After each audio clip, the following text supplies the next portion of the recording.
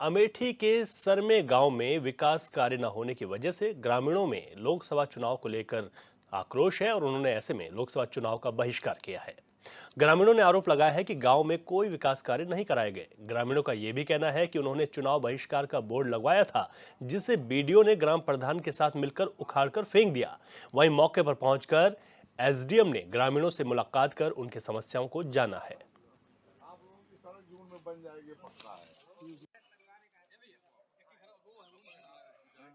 हम चाहते हैं कि हम भारतवासियों की तरह जीवन जीते हैं। हमें आने जाने के लिए बड़ी सुविधा बनी रहती थी। इसी कारण से आने जाने की असुविधा के कारण मैंने ये जो है शासन प्रशासन को ज्ञापन दिया। सब उपस्थित हुए हमारे ग्राम सभा सरमेपुर एलपी तिवारी में और उपस्थित होकर के हमें आश्वासन दिया, जब आचार संहिता समाप्त हो जाएगी तो जून के मतलब 2-3 तारीख के बाद में हम इस पे कार्य जो है करना शुरू करेंगे और आपकी पूरी सड़क बनवा देंगे। अगर हमारा वादा नहीं पूरा होता है तब तो फिर हम समस्या फिर हम ज्ञापन देंगे, शासन प्रशासन को ज्ञापन देने का। हमारे गांव में आगमन में सर्वश्रेष्ठ वरिष्ठ सीनियर अधिकारी हैं, वो कह रहे हैं कि हम इसको रास्ते को बनवाएंगे। तो हम इस बात पे साहब की सहमत हैं और ग्रामवासी इसी आशय से अपने इस रोड नहीं तो वोट नहीं, इसको हम वापस लेते हैं और हम आगे वोटिंग करने के लिए सरकार को हम पूरा प्रयास करेंगे।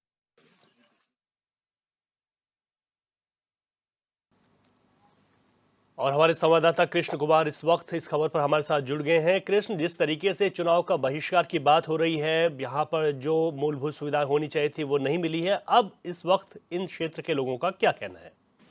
जी रवि जी, मैं बता दूं आपको कि ये गौरीगंज थाना क्षेत्र के जामो ब्लॉक के अंतर्गत अल्पी गांव का मामला है, जहां पर ग्रामीणों ने आरोप लगाया है कि किसी तरह का विकास इन 5 सालों में नहीं किया गया, जबकि सबसे जरूरी होता है लोगों के लिए रास्ता, आवागमन का रास्ता बहुत जरूरी होता है। फिर भी लगातार कई वर्षों से मांग कर रहे हैं ये लोग और इनको रास्ता नहीं दिया गया, जिसको लेकर ग्रामीणों ने बोर्ड लगाया कि रोड नहीं तो वोट नहीं, और अपने घरों पर काले झंडे भी लगाए हैं। ऐसे में कहीं न कहीं प्रशासन को इनकी बात सुनकर रास्ते का निस्तारण करवाना चाहिए, मगर अधिकारी भी प्रशासन के दबाव में इनका बोर्ड निकाल रहे हैं और काले झंडों को निकाल रहे हैं। इनके विरोध पर ध्यान नहीं दिया जा रहा है कि किस चीज को लेकर ये विरोध कर रहे हैं। इनके विरोध का निस्तारण नहीं किया जा रहा है कि ताकि ये लोग विरोध अपना खत्म करें।